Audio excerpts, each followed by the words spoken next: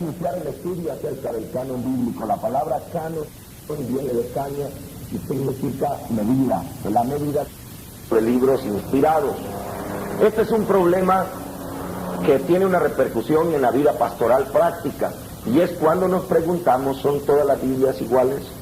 Generalmente la gente nos pregunta, ¿la Biblia católica y la Biblia protestante son iguales? Sí, son iguales en lo que dicen. La diferencia está en lo que no dicen.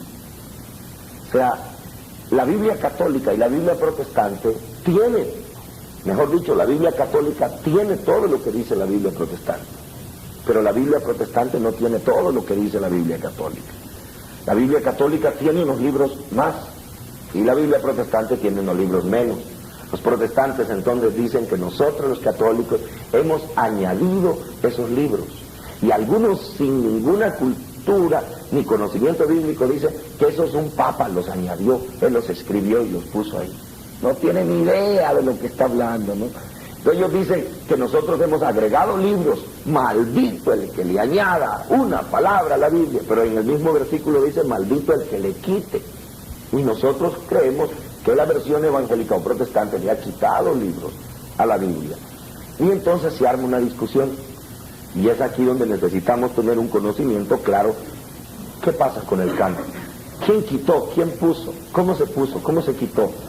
Y ahora vamos a entrar en este tipo de estudio para tener una base en la Escritura, porque después tratar otros temas, como la oración por los difuntos, como por ejemplo también el tema sobre la resurrección, sobre que las almas de los justos están en las manos del Señor y no están en la tumba esperando la venida de Cristo, sobre otros tipos de temas, sobre el matrimonio cristiano, que tienen sus raíces en estos libros intertestamentarios, o los que nosotros llamamos los católicos deuterocanónicos, los protestantes los llaman apócrifos. Pues estos libros van a tener una decisiva importancia en algunas doctrinas, y entonces cuando los citemos un protestante dirá, pero ese libro no es verdadero. ¿Cómo sabemos que no? ¿Cómo sabe usted que no? ¿Cuáles son sus razones? ¿Y cuáles son mis razones para decir que sí? Ese es el estudio que vamos a iniciar en este momento. Decimos, la historia del canon bíblico tiene dos partes: la historia del Antiguo Testamento y la historia del Nuevo Testamento. La historia del Nuevo Testamento no nos va a interesar profundizarla, porque en eso todos estamos de acuerdo. Católicos, ortodoxos y protestantes tenemos 27 libros para el Nuevo Testamento, después de un montón de estudios y muchas diferencias y todo que quizás vamos a mencionar después. El problema más grande está en el Antiguo Testamento. Pero debemos empezar diciendo que ese no es un problema de católicos y protestantes, sino que es un problema precisamente del judaísmo. El canon judío tuvo dos vertientes, o sea, se formó, la lista de libros se fue organizando en dos lados. Uno que se llama el canon palestinense, que se hizo en Palestina, y otro que se llama el canon alejandrino, que se hizo fuera de Palestina. Los judíos naturalmente eran muy celosos de la tradición oral. Los judíos eran muy celosos de los escritos antes, guardaban con mucho amor, y tenemos que agradecerle al pueblo judío haber guardado con fidelidad todos estos estudios bíblicos que se fueron haciendo durante la historia, más de 1000 años de historia. Quizás los cánticos más antiguos que se escribieron, o digo, lo más antiguo que se escribió, como el cántico de María o Miriam o Moisés cuando pasaron el Mar Rojo, Éxodo capítulo 15, ese cántico era un cántico que los judíos cantaban, quizás fue de lo primero que se escribió. Y en la Biblia no aparecen ordenados los escritos. El relato de la creación, por ejemplo, ese se escribió mucho más tarde, cuando ellos ya estaban en el exilio, cuando los estaban sacando de su tierra. Ellos dijeron, ¿y por qué nos sacan de aquí si esta tierra es nuestra? Miren, Dios creó, y empezaron a escribir como una partida como una cédula de propiedad, o ¿cómo se llama eso? Escritura, un título de propiedad de la tierra para los judíos, y Dios la creó para nosotros. Así se repartieron las tribus. Pero todos estos relatos se fueron guardando y coleccionando y se hicieron tres grupos grandes, ¿verdad? Para el Antiguo Testamento se habló de la ley, se habló de los profetas y se habló de los cánticos.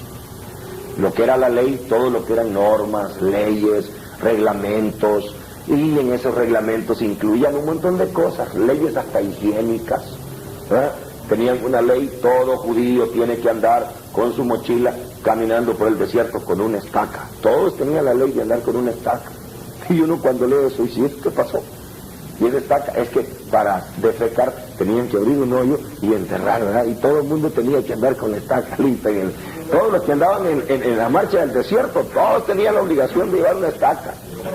¿Verdad? Sí, porque eran leyes hasta de norma sobre comidas, no hay que comer esto, no hay que comer aquello, por las cuestiones higiénicas, o sea, muchas leyes, pero todas ellas, ellos sentían inspiradas por Dios, reveladas por Dios, porque contenían ciertas verdades para el bien del hombre. Y en medio de todo esto, surgieron un montón de libros. Uno conoce los que están ahí, pero fueron muchísimos más, leyes y normas. Por el otro lado, todos los escritos proféticos, de aquellos que hablaban, profetizaban, decían de parte de Dios, y surgieron una gran literatura profética. Después también se escribían salmos, cánticos, alabanzas, oraciones famosísimas en la Biblia, y otras que no quedaron en la Biblia. Pues toda esta literatura era lo que iba originando la discusión. ¿Qué vamos a hacer? ¿Cuál de estas es inspirada? ¿Cuál de esta es literatura sagrada? ¿Qué de esto viene de Dios? ¿Qué no viene de Dios? Y se armó el gran problema, ¿no? Los palestinos, los que vivían en la Tierra Santa, los que se quedaron en su país, tenían sus libros. En cambio, por las deportaciones, cuando recuerdan ustedes que los babilonios, los persas, cuando venían a Israel, llevaban prisioneros, llevaban cautivos. Es famosa una de las prisioneras de Israel, del capítulo 2 de Reyes, en el capítulo 5 del libro 2 de Reyes, que era la sirvienta de la esposa de Naamán. Dice que los arameos habían hecho incursiones en Israel y se habían llevado prisionera a una muchachita israelita, y ella estaba de sirvienta. Y ella fue la que le dijo a Naamán, si fueras a Israel, habían muchos israelitas que estaban fuera, que se los habían llevado como esclavos. Eso se llamó la diáspora, que quiere decir la dispersión. Todos los que salieron de su patria. O sea, que habían israelitas en Israel, en Palestina, y habían fuera. Se llamaban los que estaban en Alejandría, porque todo era el imperio de Alejandro Magno. O sea, todas esas tierras eran conquistadas por este gran emperador. Todo lo que es, digamos, Italia, todo lo que es la parte de, hasta parte de abajo de Egipto y todos esos lugares, ¿no? Eran tierras donde los palestinos se habían establecido, fuera. Ahora bien, los que estaban fuera tenían la necesidad también de tener sus libros santos, sus libros sagrados, y de explicarle a sus hijos las leyes y los cánticos y todo eso. Y hay dos posturas, dos posiciones, las dos pueden ser correctas, aunque las dos están llenas de leyendas. Una, que la necesidad de instruir a los hijos, de aplicar los principios bíblicos y su fe a los hijos, les obligó a traducir los libros santos del hebreo al griego. Porque todos los que vivían fuera de Palestina tenían que hablar griego. Naturalmente que era el idioma en el que ellos se desarrollaban y se desenvolvían. Y entonces había que poner los salmos en griego, pues había que poner la Torá, la ley en griego, las profecías en griego, para que los hijos que iban naciendo afuera, que ya no hablaban hebreo, que ya no conocían el hebreo, tuvieran escritos en griego. Esa es una de las causas por las que los libros en hebreo fueron traducidos al griego. Algunos también creen que fue Ptolomeo Filadelfo, que fue un rey o un emperador o un hombre que controló toda la región de Egipto, quien tenía una inquietud literaria. Y dice que él, por inquietud literaria, quería tener todos los libros del mundo hebreo traducidos al griego. No sé si fue inquietud literaria o inquietud espiritual, lo cierto es que los libros se tradujeron. No como la leyenda de los 70 lo señala. La versión de los 70 se llama así porque dicen que Ptolomeo Filadelfo llamó a 70 ancianos de Israel y que en 72 días, pero quitaron los 2 para reducirlos, 70 ancianos en 70 días empezaron a traducir todos los libros, se llevaron todos los rollos o todo lo que tenían en hebreo y los traducían al griego. Él pidió que fueran 70 para ver si las traducciones eran iguales y dicen que por un acto milagroso los 70 tradujeron exactamente igual. Entonces eso era la versión de los 70, se llama 70 porque según ellos era hecha por 70 ancianos en 70 días, pero eso ya no tiene mucha solidez, o sea, esos son estudios que se fueron dando como leyenda, pero actualmente se sabe que nunca fueron traducidos los libros en un solo tiempo, menos en 70 días, se necesitaron siglos también, fueron años, poco a poco se fueron traduciendo. La verdad es que cuando ya terminó el problema, cuando ya los judíos de la dispersión podían volver a su tierra, Israel se encontró con 2 Biblias, digamos así, ¿no? Se encontró con 2 traducciones, una en hebreo y otra en griego. La versión hebrea se llamaba la versión palestinense y la versión griega se llamaba la versión alejandrina. Y los de la versión griega tenían unos libros que no tenía la versión hebrea. Libros que contaban historias, como por ejemplo,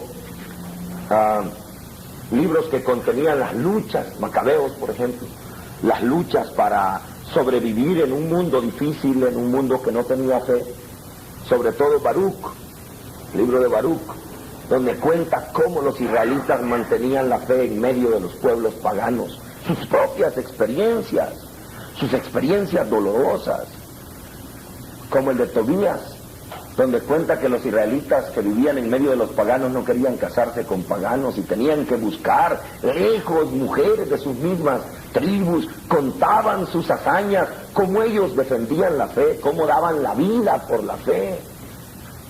Esos libros para ellos eran muy importantes porque contaban la angustia de su pueblo.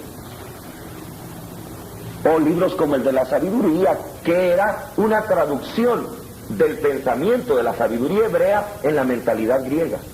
Cómo ellos trataron de influir con su sabiduría en los mundos paganos donde ellos estaban. Era su propia experiencia, su propia vida. Y ellos querían esos libros, los traían con ellos. Y empezó el problema para los judíos, que empezaron a discutir.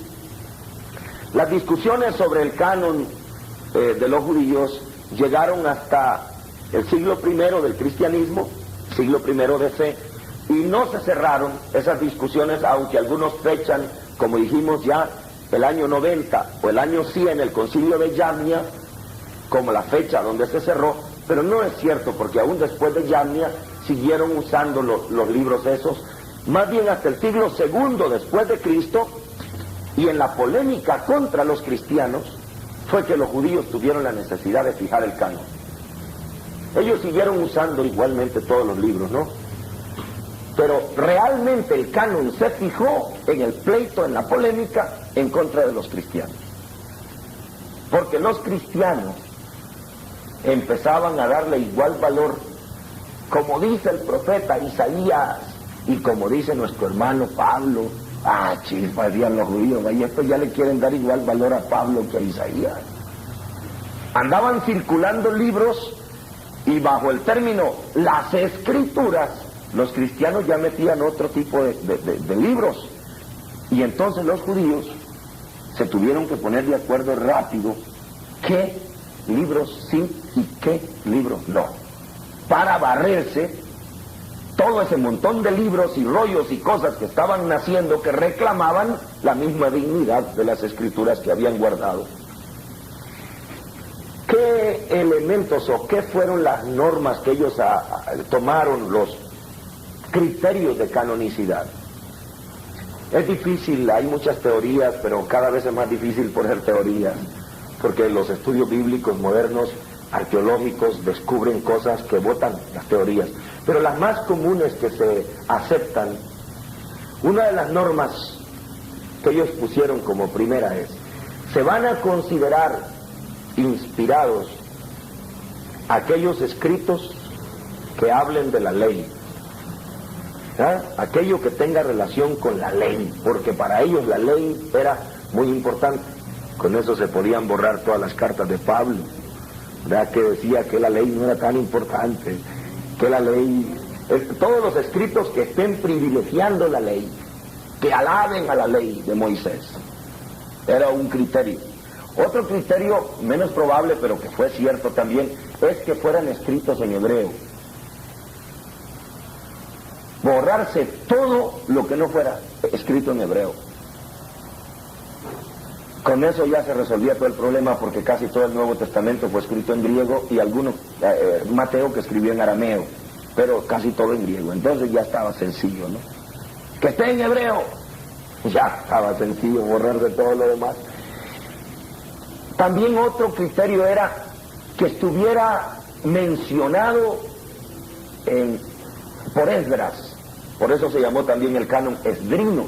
Esdras fue un gran judío, un gran rabino judío, que en un apócrifo que se llama el libro cuarto de Esdras, dice que tuvo una visión donde Dios le habló de 24 libros sagrados. Entonces, que más o menos esos libros estuvieran en esa visión de los 24 libros sagrados, era otro criterio. También usaron otro criterio, que fuera escrito en Palestina, que no fuera fuera de la tierra sagrada, que Dios tiene su tierra, ¿no? Ellos eran muy nacionalistas, hay que entendernos. Si esto lo escribieron en otro país, no, allá no está Dios. No, aquí Dios se revela solo en la Palestina. Y fueron poniendo un montón de normas, leyes y cosas que iban dejando fuera los escritos del Nuevo Testamento. Pero también se estaban barriendo esos otros libros que traían los de la dispersión. Porque, aunque algunos de ellos fueron escritos originalmente en hebreo, pero ya no habían copias, sino que las traducciones, todo lo que llegó en ese momento estaba en griego. Sabiduría en griego, los de Macabeos estaban en griego. Entonces esos quedaron fuera del canon. Y para los judíos podemos decir que ya a la altura del siglo II, para los judíos en Palestina ya no había discusión. Ya en el siglo II después de Cristo, los judíos tenían fijado su canon y lo dejaron con los 36 libros que ellos ahora tienen del Antiguo Testamento. Naturalmente para ellos no existe el Nuevo Testamento, o sea, ese día se borraron todos los evangelios.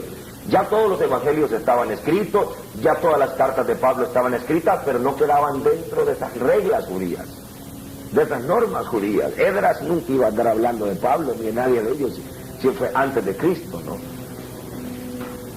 Y esto fue lo que fijó para ellos la lista.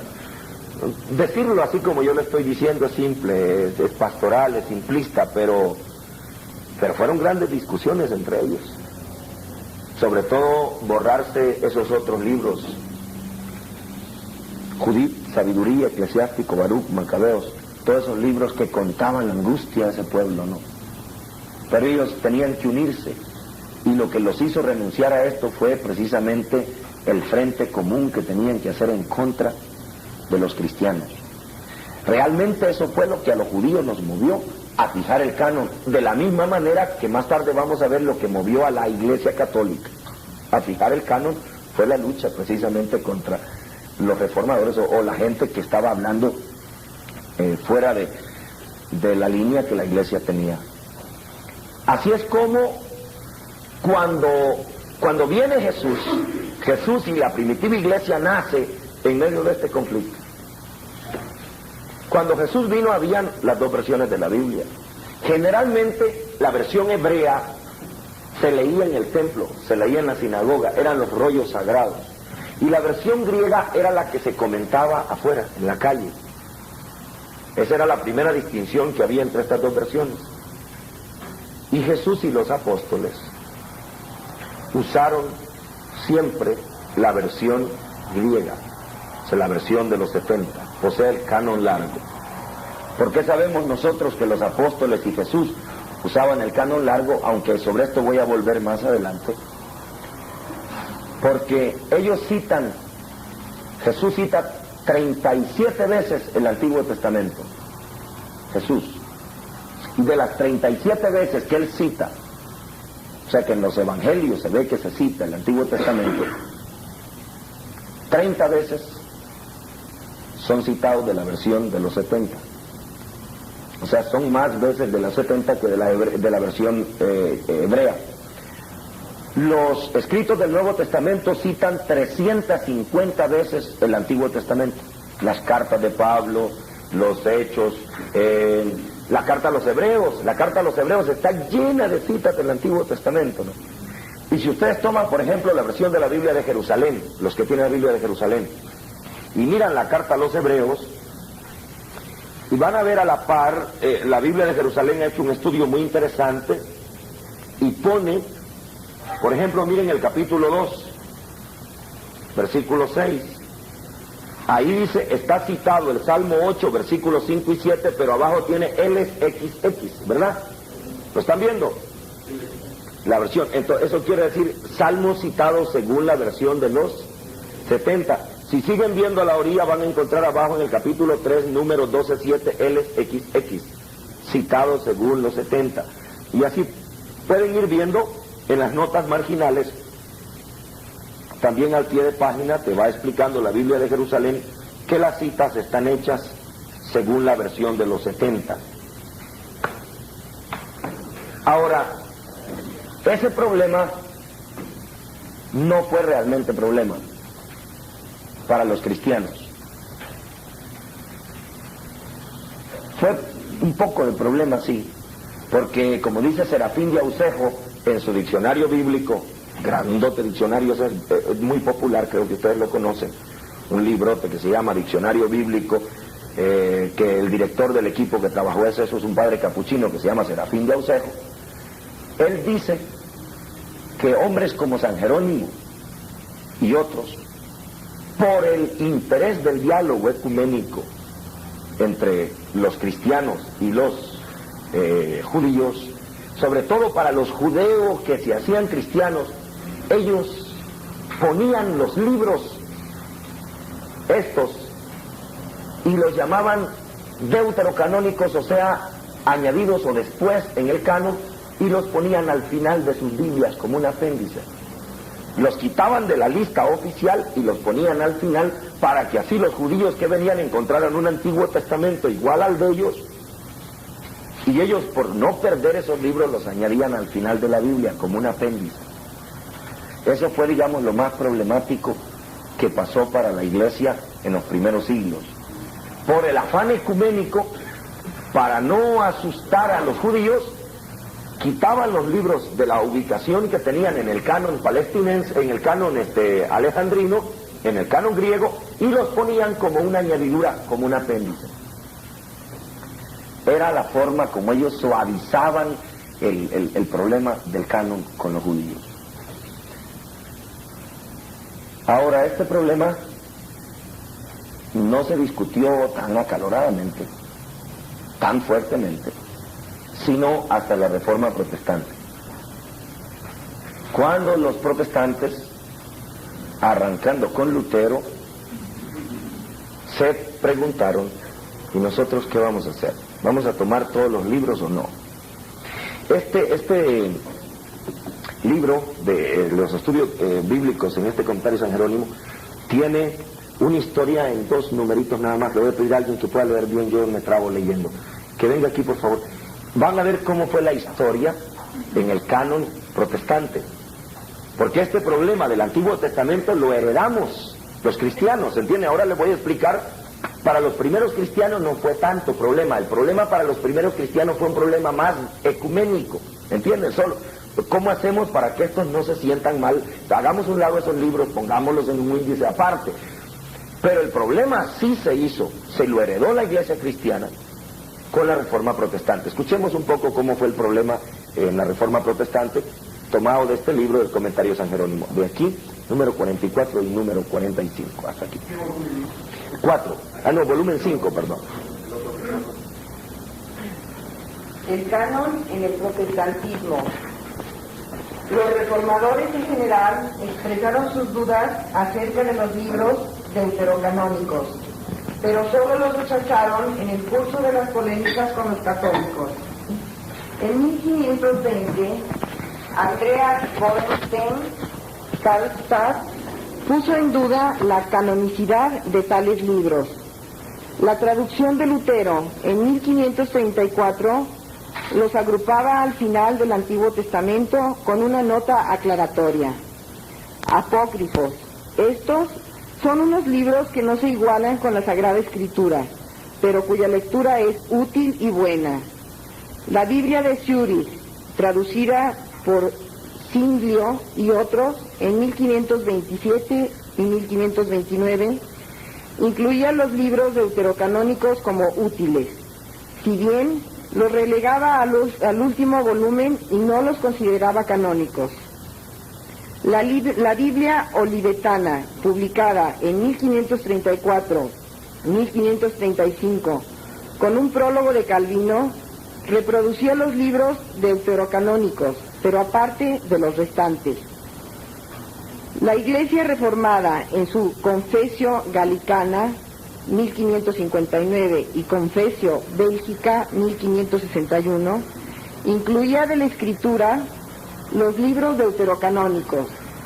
Las declaraciones confesionales luteranas no contienen una lista obligatoria de libros, pero la práctica teológica de esta confesión presta cada vez menos atención a los libros deuterocanónicos. En cuanto a la Iglesia de Inglaterra, la Biblia de Wycliffe, 1382, por influencia, reprodujo únicamente los libros del canon hebreo. La Biblia de Coverdale, 1535, en cambio, incluyó los deuterocanónicos.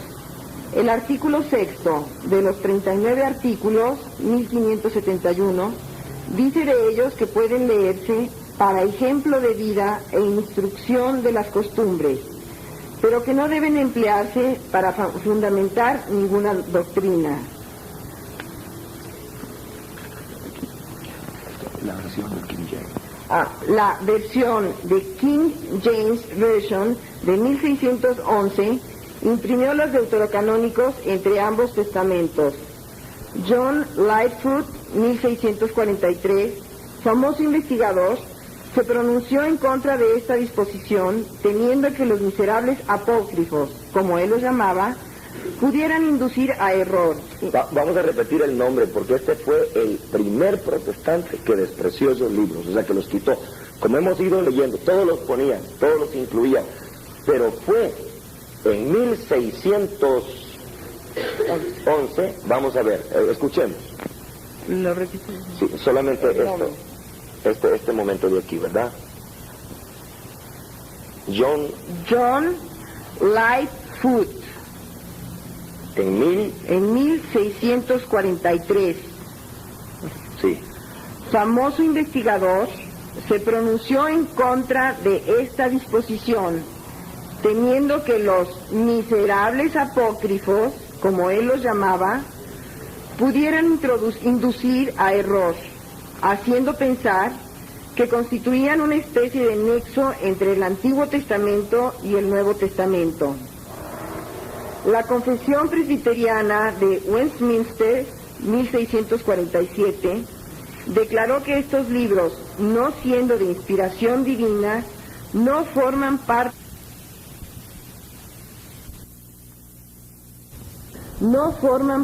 del canon de la Escritura, y por consiguiente carecen de autoridad en la Iglesia de Dios, ni han de aprobarse por cualquier otro motivo, ni utilizarse sino a título de escritos puramente humanos.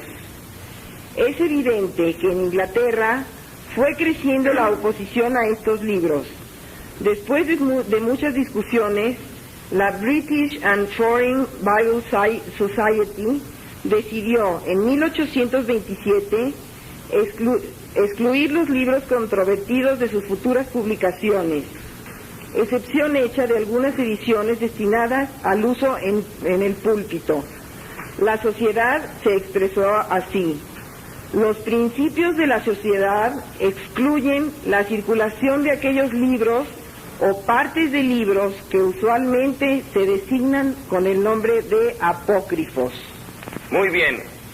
¿Cuándo fue que las Biblias protestantes dejaron ya de imprimir, ya no solo en el apéndice como lo hacían todos Lutero y los demás? Fue en el año 1827. En 1827 la Sociedad Bíblica Inglesa fue la fecha en la que ellos decidieron que ya las Biblias protestantes no iban a tener, o sea que hace poco, 1827. Como estudiamos aquí, el problema fue más de tipo controversial entre católicos y protestantes. Los protestantes, los reformadores, empezaron aceptando, aunque los consideraban libros no de la categoría de los otros, y todos ellos eran influenciados por San Jerónimo. Fue en Inglaterra, con este señor Lightfoot, que en 1623, él fue el primero que lo llamó apócrifos, miserables libros que pueden llevar a errores. O sea, él fue el primero que empezó a romper la sociedad bíblica protestante, la sociedad bíblica de Inglaterra, influenciada por esta corriente que venía desde el 1600, o sea, 200 años de dudas y discusiones. Ya para 1800 decidieron que esos libros no deben aparecer más. Y desde entonces, las versiones protestantes no los incluyen de ninguna manera, ni como apéndice, ni como entre los testamentos, como la versión del King James había puesto en medio de los dos testamentos esos libros, hasta recientemente que la posición protestante está cambiando, como lo vamos a ver al final de esta discusión. Recientemente esa posición está cambiando por los estudios bíblicos que se están haciendo. Pero más o menos ustedes tienen la idea de cómo el problema del canon se pasó del problema judío a la situación cristiana. Por lo tanto, los libros deuterocanónicos, la Iglesia Católica los llama deuterocanónicos, que son los mismos que la Iglesia Protestante llama apócrifos. En cambio, la Iglesia Católica llama apócrifos a los que las protestantes llaman espurios. Ese problema pasó a la Iglesia cristiana solo en la lucha de católicos y protestantes. No había ese problema. Solo habían discusiones por razones ecuménicas de cristianos y judíos. ¿Está claro? Vamos a ver si hacemos un esquema más o menos claro del asunto. Ni los protestantes quitaron esos libros, ni los católicos escribieron esos libros. Todos esos libros están escritos antes de Cristo. Que ese va a ser el trabajito que les quiero dejar para que hagan la primera tarea, que ya está hecha en la versión Dios habla hoy. Ahí está hecha ya esa tarea, ¿no? Ver cuáles son los libros, una pequeña introducción de qué habla, y cuáles son los capítulos y versículos de otros libros, ahí están sacados aparte. Me gustaría que trabajáramos sobre eso. Estamos hablando de unos libros, hemos dicho 7 libros, ¿cuáles son? De unos capítulos y versículos de otros libros, ¿cuáles son? ¿Y en qué fecha estaban? O sea, ¿de qué fechas estamos hablando? Solo quiero decirles que antes del 67 antes de Cristo ya estaban escritos todos esos libros. O sea que no hay ninguno de esos libros deuterocanónicos que se haya escrito después de Cristo, para evitar ese error tan común entre muchos hermanos por la poca instrucción, que dicen que ese fue un papa que escribió el libro de Macabeos para apoyar la doctrina de la oración por los muertos. No hay nada más erróneo porque las copias que se tienen datan del 123 antes de Cristo. O sea, no hay ningún libro que la iglesia haya escrito después, esto tiene que quedar claro. El problema de esos libros no era de católicos y protestantes, el problema era de los judíos, de la diáspora y de Palestina. O sea, el problema del canon fue entre el canon palestinense o corto, escrito en hebreo, y el canon alejandrino o largo, escrito en griego. Ese problema los protestantes, los judíos, lo trajeron hasta el siglo II, después de Cristo. Y en la lucha contra los cristianos, ellos se vieron obligados a definir qué libros sí y qué libros no. Y ellos trataron de excluir todo aquello, trataron de poner reglas que excluyeran todos los demás escritos, y en esas reglas no cabían estos otros libros, porque estaban escritos en griego, porque venían de fuera de Palestina, porque estaban escritos por autores que no eran palestinos, porque un montón de cosas no privilegiaban la ley, etcétera. Y con esto se barrían todos los que venían naciendo con autoridad, como los del Nuevo Testamento. Ese problema no fue problema para los primeros cristianos. Los primeros cristianos usaron los libros en griego, usaron la versión de los 70. ¿Por qué lo sabemos? Porque de las citas que hacen ellos en el Nuevo Testamento las hacen de la versión en griego. Es que era natural, si ellos hablaban griego, si ellos escribían en griego, era natural que citaran la Biblia en griego, ¿no? ¿Y para qué una nueva traducción sino que la que ya estaba hecha? Usaban la versión que ya estaba hecha en griego. Y eso todo el mundo lo acepta. Católicos y protestantes aceptan que la primera comunidad cristiana citaba la Biblia en griego, porque ellos hablaban griego, salvo raras excepciones de citas que hacen en hebreo. Ahora, ese no fue problema para los cristianos, sí fue problema ecuménico. Hombres como San Jerónimo, como otros, San Clemente Romano y otros más, que en la discusión y en el diálogo con judíos decían: mire, ¿sabe qué vamos a hacer? Poner estos libros al final de la traducción de la Biblia para que ellos vean su lista. O sea, simplemente era problema de tipo ecuménico. Nunca la iglesia así oficialmente dudó de esos libros. Sí, personas aisladas tenían dudas, pero la discusión se acaloró más grandemente con la Reforma Protestante. Lutero los llamó apócrifos. Dijo: esos libros son útiles, son buenos, pero no son inspirados. Y entonces prendió la mecha otra vez.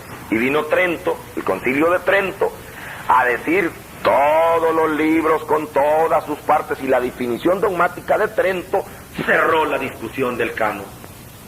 Ahora, lo que yo quiero estudiar con ustedes, lo que vamos a hacer después, es estudiar. Los judíos tenían razones para rechazar esos libros. Pero ¿cuáles son las razones protestantes para rechazar esos libros? O sea, solo decir no son inspirados. ¿Por qué? Porque la Iglesia Católica los tiene y nosotros no los queremos tener. No, ¿qué razones hay? Y eso es lo que vamos a estudiar en la segunda parte de nuestro estudio. Vamos entonces a hacer un pequeño trabajo, si ustedes lo permiten. Vamos a hacer un pequeño trabajo, y el trabajo que quiero que hagan es por grupos. Vamos a sacar claro cuáles son los libros deuterocanónicos y cuáles son los capítulos y versículos deuterocanónicos. Como les dije, ese trabajo ya está hecho, es sencillo, está hecho en la versión Dios habla hoy, que pone todo a un lado, al final. O sea que si tienen una versión Dios habla hoy en cada grupo, llévensela, que eso les va a servir.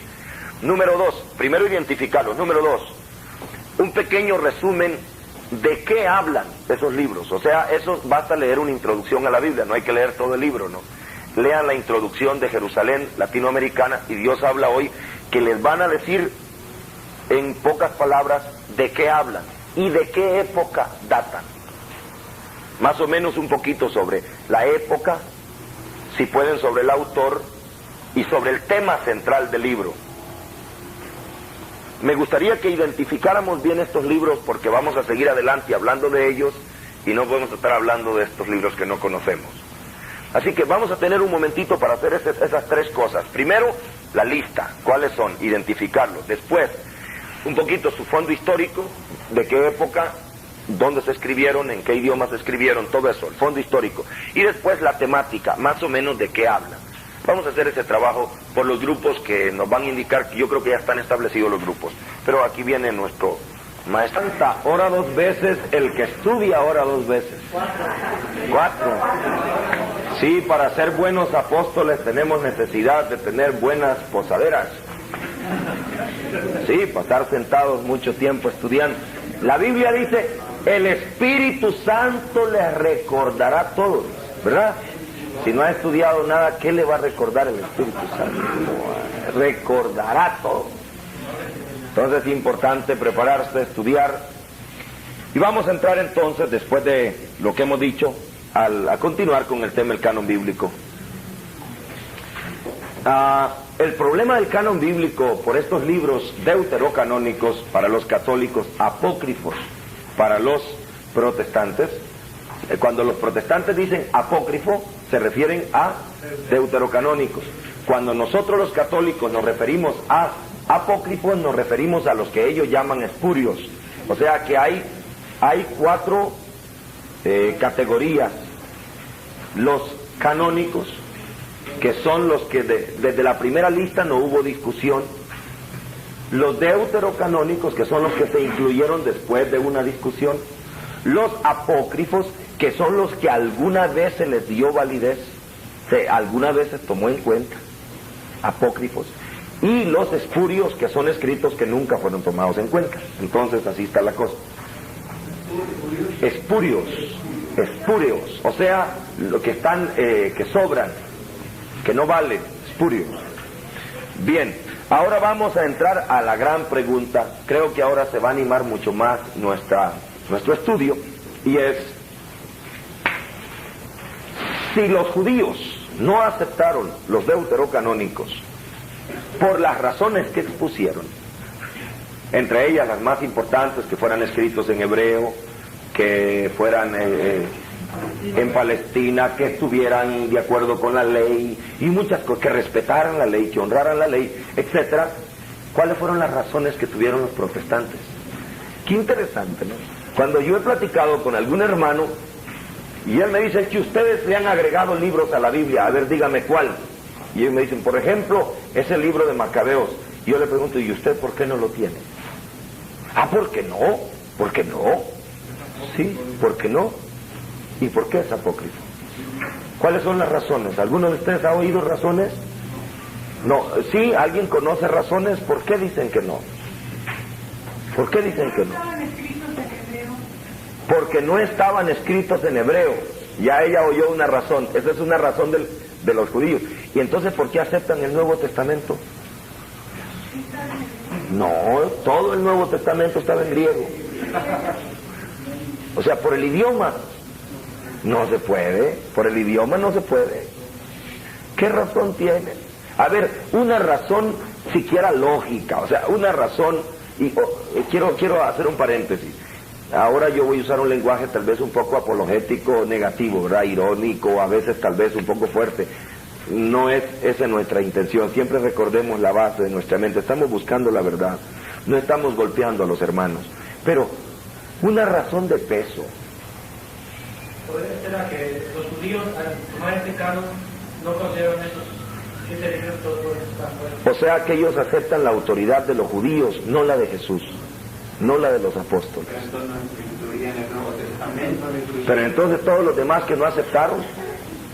Bueno, yo he oído mucho las respuestas que ellos me han dado desde que no lo consiguen inspiración divina. ¿Por qué? Solamente eso. No, pues sí, es que porque no son inspirados. A ver, ¿y por qué no son inspirados? ¿Cuáles son las razones? Yo sí he hecho el trabajo de consultar a pastores, perdón. Diga, fuerte. De que no tiene la misma línea que los libros sagrados y que nunca se tiene referencias en los... Esa es una buena razón. Sobre estos libros. Correcto, ya estamos llegando a algunas razones que son un poco más de peso. En el Nuevo Testamento no hay referencia, no anoten nada, solo estamos creando la necesidad de estudiar esto. Ya vamos a estudiar ordenado. Esa es una buena razón que ellos dan, pero vamos a ver si tienen razón. esa razón o no, ¿verdad? Vamos a empezar, entrémosle en orden. Yo me he tomado el trabajo, porque esto sí quiero decirles con mucha humildad, ni el comentario de San Jerónimo, ni ningún comentario que yo he leído, ni ningún libro se ha preocupado de investigar las razones protestantes y darles una respuesta. Esto sí es lo original de esta escuela que estamos compartiendo. Esto no lo van a encontrar en ningún lado, así que atentos, aunque esto primero Dios va a quedar grabado y va a quedar escrito, van a tener algo, pero ustedes traten de agarrar la idea, porque de esto no se puede leer en ningún otro libro. Primera razón que dicen ellos: estos libros no son inspirados porque se dudó de ellos. Se dudó desde el comienzo de la iglesia, se dudó de ellos. Y esto sí es cierto. Se dudó. Yo cito aquí al padre Serafín de Aucejo, que dice: efectivamente, por consideración a los judíos, sobre todo en las controversias, algunos representantes aislados de la iglesia, por lo menos en la práctica, no le dieron desde el principio a los libros deuterocanónicos la misma autoridad que a los libros protocanónicos. Entre ellos estaba Melitón de Sardes en el 1700, al que siguieron Atanasio, Cirilo de Jerusalén y sobre todo San Jerónimo. Sí es cierto, sobre todo San Jerónimo, en su Biblia, en la Vulgata, no había incluido estos libros, los incluyó después como un apéndice. Ahora, si los protestantes dicen, en la primitiva iglesia se dudó de ellos, ¿qué tenemos que decir nosotros? Sí, es cierto. Si decimos, no, nunca se dudó, no conocemos la historia. Sí se dudó. Este argumento sí es bueno. Ellos dicen, nosotros no los tenemos porque se dudó de esos libros. Ahora bien, ahora viene nuestra respuesta. El argumento es bueno, pues se acepta la autoridad de los que dudaron. Y son todos ellos autoridades católicas. Si usted acepta que hay que dudar porque San Jerónimo dudó, eso es muy bueno, porque acepta la autoridad de San Jerónimo, acepta la autoridad de San Cirilo, de San Clemente. O sea, los que dudaron fueron santos y gente de nuestra iglesia, y si ellos aceptan que ellos tienen autoridad para dudar, es bueno, porque si aceptan la duda, tienen que aceptar también lo demás. El problema es que no aceptan lo demás. San Jerónimo corrigió su duda e incluyó en la Vulgata estos libros. Si lo siguen en la duda, ¿por qué no lo siguen en la corrección de esa duda? Además, contra la opinión aislada de estos 4 personajes que dudaron, está toda la iglesia, que nunca dudó. Si estos dudaron, eran 4 aislados. Están el Papa Clemente Romano, que ya en el 92 al 101, que fue el tercer sucesor de Pedro, ustedes saben que San Clemente fue el tercer Papa. Él menciona en sus escritos el libro de Judith, de Esther, de Sabiduría, como escrituras santas. El Papa San Clemente Romano. Además, también Policarpo de Esmirna tiene la cita más antigua de Tobías en el año 158. San Irineo en el año 160 cita Sabiduría, Baruch, y cita también los fragmentos griegos de Daniel. San Irineo en el 160. San Hipólito en el 285 cita a Tobías y a Macabeos. Clemente de Alejandría en el 150 y 215 usa los libros del canon alejandrino. Él era San Clemente de Alejandría, usa todo el canon de Alejandría. Orígenes, esto es importante, hay una discusión en el 185 al 253, se puso a demostrarle a un señor que se llamaba Julio Africano que el canon que debía usarse era el canon alejandrino y no el canon palestinense. Ya para el año 253, Orígenes tiene discusiones serias sobre esto y dice, el canon que hay que usar es este. Así pues, vemos cómo la Iglesia, digamos, en el grueso de la Iglesia, aceptó. Unos pocos al margen sí dudaron. La Iglesia romana estaba representada por Clemente Romano, Hipólito, la de África por Tertuliano, la Iglesia de Alejandría por San Clemente y Orígenes. Y esto nos demuestra que todas las iglesias, como iglesias, aceptaban el canon largo, el canon alejandrino. Como individuos, algunos dudaron, pero como iglesias, nunca se dudó. Es más, ya para el concilio de Hipona, que es en el 393, se reconoce oficialmente los 73 libros, o sea, 46 del Antiguo Testamento, todo el canon largo, para Hipona, que es el 393.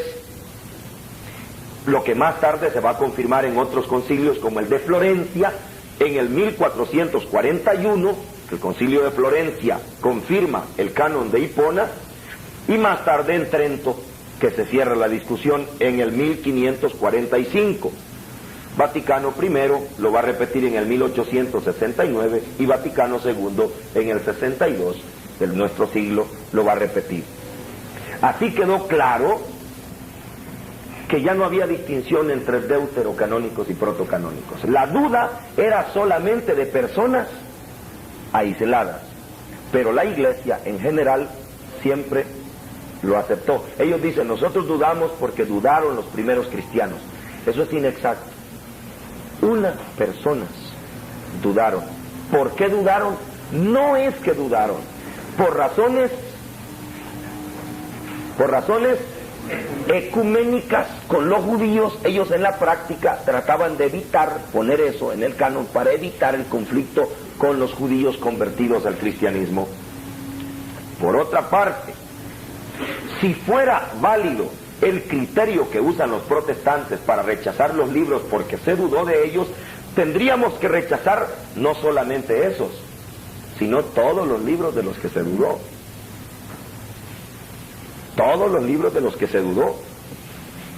Y no hay libros que en la Iglesia cristiana se haya dudado más que de los libros del Nuevo Testamento, de algunos libros del Nuevo Testamento. Algunos libros del Nuevo Testamento crearon muchas más dudas y aceptaron mucho más tarde que los libros del Antiguo Testamento. Hubo más dudas. Voy a leer un poco esto que dice así. Eusebio, el mejor conocedor de la historia y literatura antigua cristiana, cuenta entre los universalmente conocidos y aceptados del Nuevo Testamento los Evangelios, Apocalipsis, 14 cartas paulinas, Primera de Pedro y Primera de Juan. Y entre los discutidos que no se aceptaban, la carta de Santiago, de Judas, Segunda de Pedro, Segunda de Juan y Tercera de Juan. O sea, estas cartas eran que no se aceptaban todavía entre los cristianos. La duda que hubo en la Iglesia fue más grande sobre el Nuevo Testamento que sobre el Antiguo Testamento. Los mismos fundadores protestantes dudaron del libro del Nuevo Testamento. Y esto lo consigna el comentario San Jerónimo. Vamos a leerlo. Le voy a pedir a alguien que sepa leer bien, por favor, otra vez, porque no me gusta trabarme. Aquí está, sobre este punto, sobre la duda de libros del Nuevo Testamento. Alguien que me quiera leer aquí, solo es un medio párrafo. Leemos de donde dice Lutero en adelante. Sí, aquí está leyendo. Con el otro, este es el otro micrófono que graba, ¿verdad? Lutero entendió que debía establecerse una cierta jerarquía entre los libros del Nuevo Testamento, anticipándose así a las modernas discusiones sobre el canon dentro del canon, entre paréntesis 92 ínfora. Consideraba la segunda fila Consideraba de segunda fila Hebreos, sí, Santiago, Judas y Apocalipsis, y los ponía al final de su traducción y a continuación de aquellos otros libros que él consideraba los verdaderos y ciertos. Oigan bien, Lutero puso estos libros, Hebreos, Santiago, Judas y Apocalipsis, y le ponía a los otros, ahora vienen los verdaderos y ciertos. O sea, aquellos no son verdaderos ni ciertos. Oigan bien. Los principales del Nuevo Testamento. También Karlstadt pensaba que los libros del Nuevo Testamento eran de dignidad desigual y ponía a los discutidos en tercer lugar.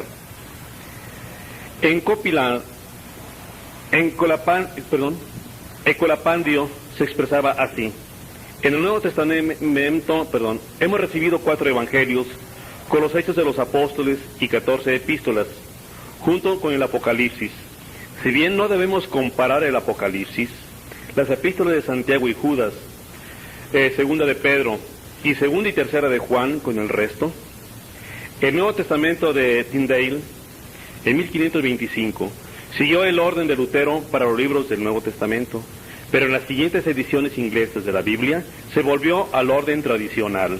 Muy bien, este es un testimonio histórico, que hubo más dudas sobre libros del Nuevo Testamento que de los libros del Antiguo Testamento. Los libros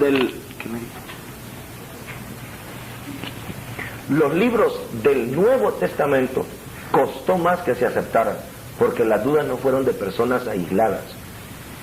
Iglesias completas dudaron, por ejemplo, de la carta de Santiago. Iglesias completas dudaron de Apocalipsis. No se aceptaban. Y estudiando el canon del Nuevo Testamento, no del Antiguo Testamento, encontramos muchas más dificultades para firmar el canon, para aceptar los libros, que del Antiguo Testamento. Entonces, si el argumento es los primeros cristianos dudaron, hay que quitar todos los libros de los que dudaron.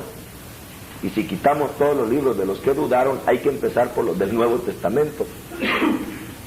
Y de hecho, muchas ediciones protestantes, como ustedes leyeron, la de Lutero mismo, ponía la carta a los Hebreos, Santiago, Judas y Apocalipsis, las ponía en la fila a continuación de los que él consideraba, y este es un texto de él, verdaderos y ciertos, los principales del Nuevo Testamento, así los llamaba Lutero, los evangelios, las cartas de Pablo, Hechos, a continuación Hebreos, Apocalipsis, la carta de Judas y la carta de Santiago, que él no las consideraba las verdaderas y ciertas escrituras.